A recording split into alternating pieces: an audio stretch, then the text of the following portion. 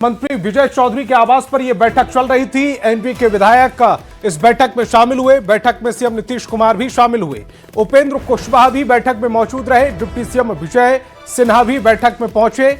Voting से पहले NDA ने महामंथन किया है। तो बड़ी खबर इस समय आपकी टेलीविजन स्क्रीन पर। राज्यसभा चुनाव को लेकर एनडीए की यह महत्वपूर्ण बैठक, मंत्री विजय चौधरी के आवास पर यह बैठक खत्म हो गई है। एनडीए के विधायक बैठक में शामिल हुए। बैठक में सीएम नीतीश कुमार भी मौजूद रहे। उपेंद्र कुशवाहा ने भी अपनी मौजूदगी दर्ज कराई है। डिप्टी सीएम विजय सिन्हा भी इस बैठक में पहुंचे। वोटिंग से पहले एनडीए में महामंथन किया गया है। तस्वीरें भी आपकी टेलीविजन स्क्रीन पर हैं। ये बैठक के दौरान की तस्वीरें, जब बैठक में शामिल होने के लिए तमाम लोग मंत्री विजय चौधरी के घर पर पहुंच रहे थे, आवास पर पहुंच रहे थे, उस दौरान की ये तस्वीरें, जिसमें तमाम विधायक इस बैठक में मौजूदगी के लिए पहुंचते हुए नजर आ रहे हैं। खबर यह है कि नीतीश कुमार इस बैठक में मौजूद रहे, उपेंद्र कुशवाहा भी इस बैठक में मौजूद रहे और तमाम एनडीए के बड़े विधायक इस बैठक में शामिल हुए। एनडीए के विधायक अभी आदरणीय विजय चौधरी जी के यहाँ फिर बैठक है और बैठक में जो है यहाँ पर जो भी अभी तक का रणनीति बना है उस पर चर्चा होगी। सर, आरजेडी ने 40 कमरे बुक किए हैं होटल पनास में। आरजेडी को अपने विधायक पर विश्वास नहीं है। आरजेडी और इंडी गठबंधन के विधायक को पर विश्वास नहीं करना, आप समझ सकते हैं कि उनको होटल का सहारा क्यों लेना पड़ा।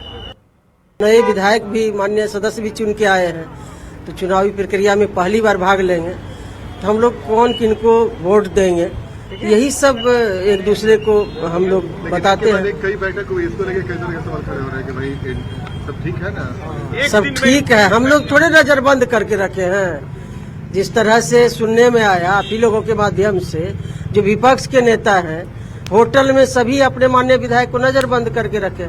यहाँ तो मीटिंग करके जाते हैं। और 5 राज्यों की चुनाव तारीखों का ऐलान हो चुका है। असम में 9 अप्रैल को वोटिंग डाली जाएगी। केरल में भी 9 अप्रैल को ही वोटिंग होगी। बंगाल में 2 चरणों में चुनाव होंगे। बंगाल में 23 और 29 अप्रैल को मतदान होगा और बंगाल में पहले फेज में 152 सीटों पर मतदान होंगे। 23 अप्रैल को पहले चरण की वोटिंग होगी। दूसरे फेज में 142 सीटों पर चुनाव होंगे और 29 अप्रैल को दूसरे फेज की वोटिंग होगी। तमिलनाडु में 23 अप्रैल को एक चरण में चुनाव होंगे। पुडुचेरी में 9 अप्रैल को सभी 30 सीटों पर वोटिंग होगी। 4 मई को सभी 5 राज्यों में मतगणना होगी, यानी कि रिजल्ट 4 मई को आएगा। 5 राज्यों की चुनाव की ये तारीखों का ऐलान। असम में 9 अप्रैल को वोटिंग, केरल में भी 9 अप्रैल को वोटिंग होगी। बंगाल में 2 चरणों में चुनाव है। 23 अप्रैल को और 29 अप्रैल को यहां पर मतदान होंगे। पहले चरण में 152 सीटों पर बंगाल में मतदान होंगे, जो 23 तारीख को इसके लिए वोटिंग डाली जाएगी। दूसरे चरण में 142 सीटों पर 29 अप्रैल को मतदान किया जाएगा। दूसरे चरण में यह मतदान तमिलनाडु में 23 अप्रैल को एक चरण में चुनाव होगा। पुडुचेरी में 9 अप्रैल को सभी 30 सीटों पर वोटिंग की जाएगी और 4 मई को सभी राज्यों के चुनाव के बाद रिजल्ट आ जाएगा। 4 मई को रिजल्ट का दिन रखा गया है।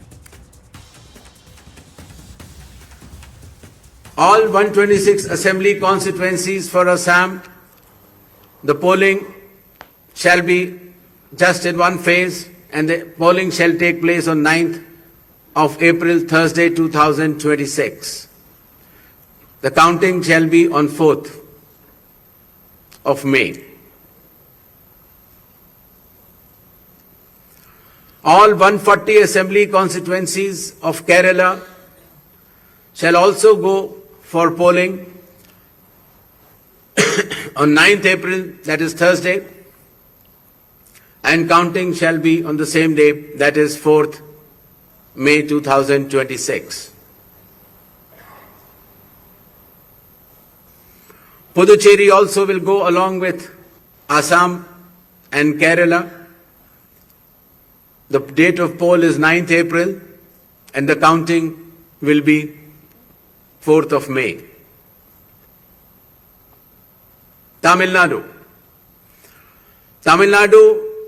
All 234 assembly constituencies will go for poll on 23rd of April in one phase and the counting shall be on the same day for all the 5 states/UT, that is 4th of May 2000. अब बिहार में राज्यसभा चुनाव की तैयारियां चल रही हैं। राज्यसभा चुनाव को लेकर एनडीए ने बैठक की। मंत्री विजय चौधरी के आवास पर यह बैठक हुई। एनडीए के विधायक बैठक में शामिल हुए। बैठक में सीएम नीतीश कुमार भी शामिल हुए। उपेंद्र कुशवाहा भी बैठक में मौजूद रहे। डिप्टी सीएम विजय सिन्हा भी बैठक में मौजूद रहे। वोटिंग से पहले एनडीए ने महामंथन किया है और मेरे सहयोगी आनंद अमृतराज ज्यादा जानकारी के साथ मेरे साथ जुड़ रहे हैं। आनंद, महत्वपूर्ण बैठक में क्या मैसेज देने की कोशिश की गई है? क्या एकजुटता दिखाने की कोशिश? क्योंकि आरजेडी कांग्रेस की ओर से कहा जा रहा था कि जेडीयू के तमाम विधायक हमारे संपर्क में हैं, वहां बड़ी टूट हो सकती है। क्या एकता दिखाने के लिए, शक्ति प्रदर्शन के लिए बैठक थी? बिल्कुल बिल्कुल। देखिए संतोष, हम बात कर रहे हैं, हमारे साथ आरएलएम के विधायक हैं। सर, इस बैठक का मतलब क्या है? सुबह से लगातार एनडीए विधायकों की बैठक हो रही थी। देखिए, विगत कुछ वर्षों में तो यहाँ चुनाव की नौबत नहीं आई थी और इस बार चुनाव की नौबत आई है तो स्वाभाविक है कि लंबे अरसों के बाद राज्यसभा के लिए चुनाव की नौबत आई है। तो हम लोग उसी तैयारी के सिलसिले में लगातार हम लोग मिल रहे हैं और यह सिलसिला जारी है। चूंकि सारे विधायक पटना में मौजूद हैं और सभी लोगों को मौजूद रहने के लिए कहा गया है, तो इसी कारण हम सब लोग मिल रहे हैं। एक रणनीति भी बन रही है कि कहीं किसी से कोई गलती ना हो जाए, तो उन सारे तमाम चीजों पे हम लोग विस्तृत रूप से क्या बल हो चुका है आप लोगों के? संख्या बल, मैंने कहा कि 5 सीट जीतने के लिए जितनी संख्या बल चाहिए उससे ज्यादा अपने पास है। हम लोग पूरी तरह आश्वस्त हैं कि 5 के 5 राज्यसभा सीट जीतकर आदरणीय प्रधानमंत्री जी के हाथों को और मजबूती प्रदान करेंगे राज्यसभा में। हम लोग के लिए कहीं कोई चिंता, दुविधा और असमंजस की स्थिति नहीं है और हम सब, हमारे जितने विधायक हैं, देखिए सबके चेहरे पे खुशी है, सब लोग स्वतंत्र रूप से घूम रहे हैं, किसी के चेहरे पे कोई सिकन नहीं है, तो हम लोग पूरी तरह आश्वस्त हैं। नहीं, आज एक के बाद एक लगभग 4-5 बैठक हुआ एनडीए का, तो इसलिए सुगबुगाहट हो रही थी कि भाई सब कुछ ऑल इज वेल की स्थिति है कि नहीं, चूंकि उधर से भी बैठक का दावा किया जा रहा है। अब सारे विधायक चूंकि यहाँ हैं, कोई क्षेत्र में नहीं है, पटना में रहने के लिए कहा गया है, तो उस बहाने, गेट टुगेदर के बहाने हम सब लोग एक जगह मिल लेते हैं। जो रणनीति बननी थी, रणनीति बहुत पहले बन चुकी है।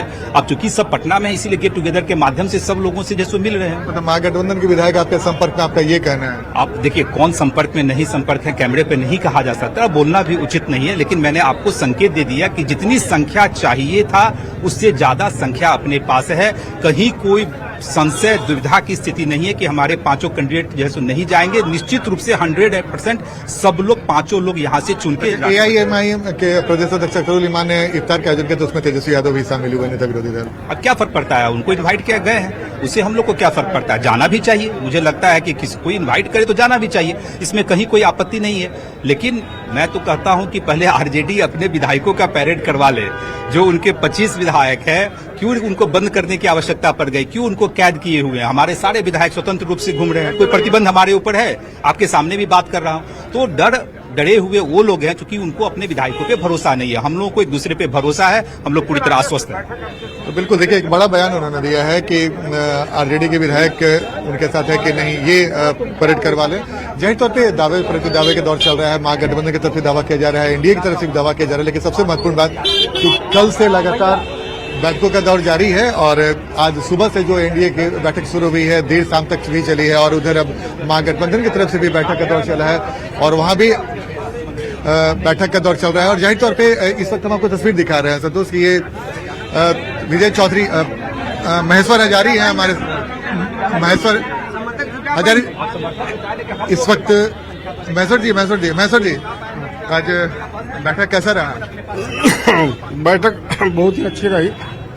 एनडीए गठबंधन के विधानमंडल दल के सदस्यों की बैठक थी और सबको, मतलब जिस तरह से चुनाव होता, समझिए मॉक पोल हुआ, सब चीज हुआ, सब कोई सही सही गिराया भी और सबको एकजुटता है, इसलिए कहीं कोई दिक्कत नहीं, कहीं कोई कठिनाई है। हम लोग 5 सीट जीतेंगे। अच्छा जैन जी, आज आपके घर पे भी एक बैठक हुई, लगातार सुबह से बैठक का दौर जारी था विधायकों का। एक्चुअली है क्या, अब आज तो मान लीजिए चुनाव का समय है और राज्यसभा का चुनाव हो रहा है। जिस परिस्थिति में विपक्ष ने उम्मीदवार दे दिया और विपक्ष के पास संख्या बल नहीं रहते हुए भी उम्मीदवार विपक्ष ने दिया है, तो इसलिए चुनाव की तैयारी की जा रही है। और आज तो बड़ा अच्छा से मॉक पोल वगैरह भी हुआ, एनडीए के सारे विधायकों ने मॉक पोल किया और सारा वोट भी जो है मतलब सही रहा और ये बड़ा बहुत दिन के बाद मौका मिला है जो विधायक वोट कर रहे हैं। फर्स्ट टाइम आप वोट देंगे ना? फर्स्ट टाइम है और निश्चित रूप से एक्साइटेड तो है ही। और हम लोग आज जीत अपना जो है एनडीए का 5 सीट फाइनल करके मिठाई खा के जा रहे हैं। कल फॉर्मेलिटीज है, 9 से 4 के बीच में मतदान होना है। हम लोग समय पहुंचकर मतदान करेंगे, उसके बाद जलपान करेंगे। बिल्कुल बिल्कुल। रजनी जी, तैयारी वारी हो गई है कल की? बिल्कुल बिल्कुल तैयारी है। तैयारी क्या करना है, इसमें तो कल जैसा कि तय है। दावा उधर से भी किया जा रहा है कि भाई जीत हमारी। देखिए, जब तक दावा करने का उनका वक्त है तब तक दावा कोई भी कर सकता है, लेकिन यह पूरी तरह से स्पष्ट है। हम लोग 5 कैंडिडेट जो एनडीए के हैं, 5 हम लोग जीतेंगे। तो देखिए, अब एनडीए के जो तमाम विधायक हैं वो एक ही सुर में बोल रहे हैं, संतोष की जीत हमारी होगी। जाहिर तौर पे अब कल जब वोटिंग की प्रक्रिया शुरू होगी और देर शाम परिणाम आएगा, देखना दिलचस्प होगा। अमूमन 2014 के बाद से ये पहली बार है जब राज्यसभा का चुनाव हो रहा है। इसके पहले हम लोगों ने अमूमन देखा है संतोष कि उतने ही उम्मीदवार होते थे जितनी सीट होती थी, लेकिन ये पहली बार है कि जब 5वें उम्मीदवार माफ कीजिएगा, 5वें उम्मीदवार को उतारा गया है। उसके बाद राजनीति गर्मा गई और ये विधानसभा चुनाव के बाद इतनी सियासी सरगर्मी पहली राजनीति गरमाने की वजह भी आनंद है क्योंकि 38 की जो संख्या है वो एनडीए के साथ है 5वीं सीट के लिए। 3 का जुगाड़ एनडीए को करना है और 6 का जुगाड़ करना है महागठबंधन को। सवाल यह है कि एआईएमआईएम जो कल 11 बजे मीटिंग करेगी उसके बाद यह फैसला लेगी, क्या उसी की वजह से ये मीटिंग हो रही है?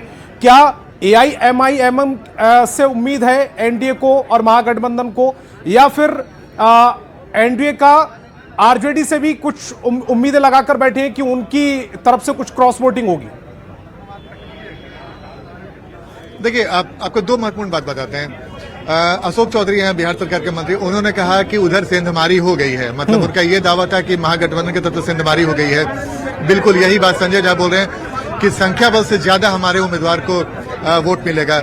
गिरिराज सिंह कहते हैं कि जो हमारे 5वें उम्मीदवार हैं उनको सबसे ज्यादा वोट मिलेगा। तो एनडीए के जो बड़े नेता हैं वो एक सुर में कह रहे हैं कि जितनी संख्या चाहिए एनडीए के 5वें उम्मीदवार को, उससे कहीं ज्यादा संख्या मिलेगी। यानी कि एनडीए की तरफ से अगर इस पूरे बयान का लबोलुआब निकाले संतोष, तो साफ है कि इनका तो आनंद, क्या इसी की वजह से आरजेडी ने अपने जितने भी विधायक हैं उनको एक होटल में कैद कर रखा है? देखिए, इसको कैद करना नहीं कहेंगे, बल्कि सारे विधायकों को एकजुट करके एक जगह रखा है संतोष, होटल पनास में। लेकिन अभी तेजस्वी यादव एमआईएम के प्रदेश अध्यक्ष के इफ्तार में शामिल होने पहुंचे, ये बेहद महत्वपूर्ण हो जाता है क्योंकि एमआईएम ने अभी तक तस्वीर साफ नहीं की है। बार बार अगर उनके विधायकों की बात सुने तो वो कहते हैं कि बैरिस्टर साहब यानी कि असदुद्दीन ओवैसी तय करेंगे कि एआईएमआईएम इस समय किंग मेकर की भूमिका में नजर आ रही है और ये देखना दिलचस्प होगा कि एआईएमआईएम का रुझान किधर जाता है। वो 11 बजे मीटिंग करने के बाद अपना फैसला लेंगे। आप आनंद इस पूरी खबर पर नजर बना के रखिए, आगे भी आपसे अपडेट देते रहेंगे। और कल राज्यसभा चुनाव के लिए वोटिंग होनी है, लेकिन बिहार में असदुद्दीन ओवैसी की पार्टी एआईएमआईएम अब तक अपने पत्ते नहीं खोल रही। एआईएमआईएम ने प्रदेश अध्यक्ष अख्तरुल ईमान ने बड़ा बयान दिया। उन्होंने कहा है कि एआईएमआईएम के 5 विधायक किसे मतदान करेंगे, इसको लेकर कल सुबह 11 बजे फैसला लिया जाएगा। एआईएमआईएम महागठबंधन के उम्मीदवारों के लिए वोट करेगी, इसको लेकर फाइनल फैसला कल ही लिया जाएगा। किया जाएगा कल 11 बजे। कल 11 बजे लेंगे? हाँ, वही 11 बजे वोट देना है। मैंने 11 बजे वोटिंग है ना? हाँ हाँ। तो कब तक? आज बैठक भी है, इफ्तार भी है, तेजस्वी यादव आ रहे हैं। इफ्तार है, इफ्तार पार्टी है, इफ्तार है। तेजस्वी आ रहे हैं ना? भाई बहुत लोगों को दावत किए हैं, जिन लोगों को कहें वो भी आए, वो भी हमारे मेहमान आ जाए। एनडीए भी करे कि हमको भी उम्मीद है कि अच्छी बात है, उम्मीदों पर दुनिया कायम है। तो एक तरफ अख्तरुल ईमान ये कह रहे हैं कि कल फैसला लिया जाएगा कि एआईएमआईएम के जो 5 विधायक है वो किसके लिए वोट करेंगे, लेकिन दूसरी तरफ पटना से ये भी खबर आ रही है कि एआईएमआईएम के प्रदेश अध्यक्ष की इफ्तार पार्टी में, अख्तरुल ईमान की इफ्तार पार्टी में तेजस्वी यादव शामिल हुए। बड़ी खबर ये आ रही है पटना से, अख्तरुल ईमान की ओर से इफ्तार पार्टी का आयोजन कराया गया जिसमें तेजस्वी यादव शामिल हुए। तस्वीर भी आपकी टेलीविजन स्क्रीन पर है। अब तेजस्वी यादव का इफ्तार पार्टी में शामिल होना, उनका स्वागत करना, और दूसरी तरफ अख्तरुल ईमान का यह भी कहना कि कल 11 बजे यह तय किया जाएगा कि वो महागठबंधन के साथ जाएंगे या नहीं जाएंगे। ये अपने आप में कई सवाल खड़े कर रहे हैं। और राज्यसभा चुनाव को लेकर मंत्री संजय सिंह ने बड़ा दावा किया है। संजय सिंह ने कहा है कि महागठबंधन के लोग AIMIM को अपने पाले में लाने की कोशिश कर रहे हैं, लेकिन AIMIM महागठबंधन के पिछले हिसाब को भूला नहीं है। उन्होंने इशारों में संकेत दिया कि AIMIM के लोग एनडीए के संपर्क में है। कल के दिन साफ हो जाएगा कि AIMIM के लोग किसके साथ हैं। एनडीए की 5 सीटों पर बड़ी जीत होगी। 5 सीट पर सिर्फ और सिर्फ एनडीए की ही जीत होगी। आवास पे भी जो मुकपोल होना है उसके लिए हम लोग की बैठक है। फिर शाम में हम लोग के आदरणीय विजय चौधरी जी के यहाँ भी बैठक है। तो इससे कहना है कि हम लोग लगातार एनडीए के जो साथी हैं, सभी घटक दल के जो साथी हैं, जो माननीय सदस्य हैं, सभी एक दूसरे के साथ वहाँ पर बैठते हैं और जो सीनियर नेता हमारे हैं वो बोलते हैं और उसको हम लोग सुनने का काम करते हैं। मैं आपको पूरा विश्वास दिलाता हूँ कि एनडीए 5 की 5 सीटें जीत रही है। हमारा जो संख्या है वो तो पूरा है ही, संख्या के बाहर भी हम लोग के पास लोग होंगे, कल आप देख लेंगे। और राज्यसभा चुनाव में वोटिंग करने को लेकर बीजेपी विधायक मैथिली ठाकुर बेहद उत्साहित है। उन्होंने दावा किया कि जीत एनडीए की ही होगी। साथ ही उन्होंने कहा है कि वोटिंग कैसे होगी इसको लेकर ट्रेनिंग मिल चुकी है और बहुत ही ज्यादा जिम्मेदारी के साथ हम लोग इस बार वोट करने वाले हैं। अच्छा, 3 वोटों की कमी है, लगता है कि कल नंबर्स कंप्लीट हो जाएंगे। देखिए, हमको तो वोट करना है। अब देखते आगे तो आपको बहुत सारे बड़े बड़े नेता हैं जो आकर के आपको बताएंगे उनकी सूझबूझ से। जो टेक्निकल बातें थी समझ गई। हाँ, टेक्निकल बातें, इसीलिए हम लोग को बार बार बिठाया जा रहा है, स्पेशली जो नए वाले विधायक हैं। अब कहीं कोई दिक्कत नहीं है आप लोग? नहीं।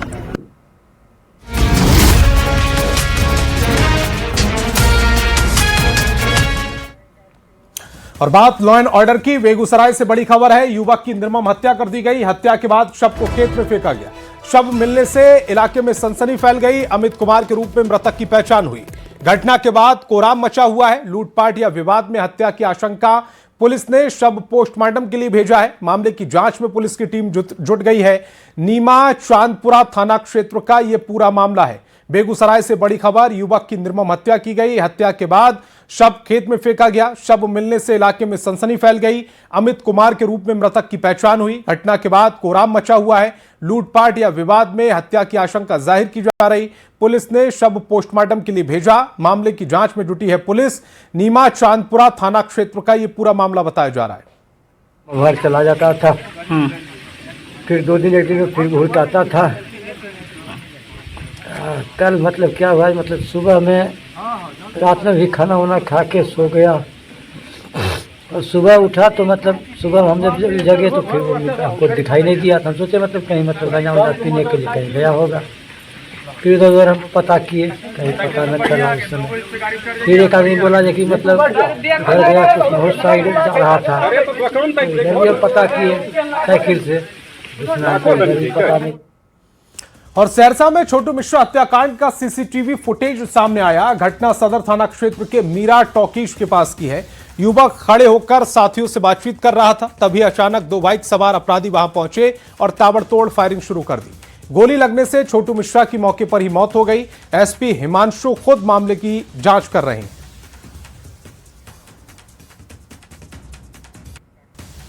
और बेतिया से बड़ी खबर है। भारी मात्रा में शराब बरामद हुई है। विदेशी शराब और बियर जब्त की गई। पुलिस ने 2 बाइक को जब्त किया है। पुलिस को देखकर धंधेबाज मौके से फरार हो गए। गंडक नदी पार कर शराब ले जाने की तैयारी थी। शिवराजपुर पुल के पास पुलिस ने यह घेराबंदी की। पुलिस पूरे मामले की जांच में जुटी है। दियारा क्षेत्र के शिवराजपुर इलाके में यह छापेमारी की गई है। बेतिया से यह बड़ी खबर। भारी मात्रा में शराब बरामद हुई है। विदेशी शराब और बियर जब्त की गई। पुलिस ने 2 बाइक जब्त भी की हैं। और अगली खबर बेगूसराय से, जहां मंसूरचक थाना क्षेत्र के गढ़पतोल पंचायत स्थित हवासपुर टोला में आवारा कुत्तों के हमले से दहशत फैल गई। कुत्ते ने अचानक महिला, पुरुष और छोटे बच्चों समेत करीब 12 लोगों को काटकर घायल कर दिया। सभी घायलों को इलाज के लिए मंसूरचक पीएचसी ले जाया गया, लेकिन वहीं एंटी रेबीज इंजेक्शन उपलब्ध नहीं होने के कारण उन्हें बेगूसराय सदर अस्पताल रेफर किया गया।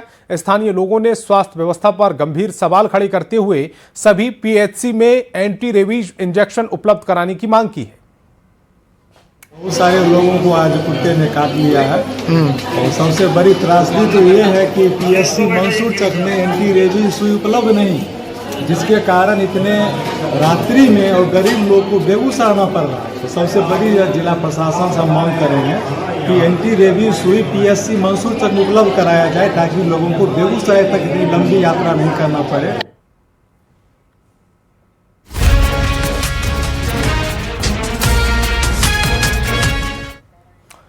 और बात देश विदेश की। खाड़ी देशों में युद्ध और गैस की संभावित कमी की खबरों के बीच इंडक्शन चूल्हे की मांग अचानक से बढ़ गई। मुंगेर में LPG की अनिश्चितता को देखते हुए लोग अब इंडक्शन के विकल्प के रूप में खरीद रहे हैं। इलेक्ट्रॉनिक दुकानों पर पहले की तुलना में कई गुना ज्यादा ग्राहक पहुंच रहे। दुकानदारों के अनुसार गैस की किल्लत की चर्चा के बाद बिक्री तेजी से हो रही। हालांकि प्रशासन लोगों से अफवाहों पर ध्यान न देने की अपील भी कर रहा है। क्या इंडक्शन की बिक्री बढ़ गई है पहले कैसी थी? अभी इन कंपैरिजन में पहले अगर हम लोग कंपैरिजन करते हैं तो अभी थोड़ा सा इंडक्शन का सेल बढ़ा हुआ है, क्योंकि क्या है कि गैस का थोड़ा स्कार्सिटी हो रहा है। इसकी वजह से इंडक्शन और इंफ्रारेड का सेल बहुत बढ़ा हुआ है। मार्केट में अभी अवेलेबल है? हाँ, अभी अवेलेबल है। ऐसा कुछ नहीं कि स्कार्सिटी हो गया, अभी अवेलेबल है। आपको इंडक्शन भी अवेलेबल है हमारे पास और इंफ्रारेड भी अवेलेबल है। मैं अभी इंडक्शन लेने आया हूँ, साथ में प्रेशर कुकर, क्योंकि अभी गैस की समस्या से सभी कोई वाकिफ है। इंटरनेशनल मार्केट में जो स्थिति है, हम समझते हैं कि इसका इफेक्ट तो हमारे पे भी पड़ेगा ही है भी।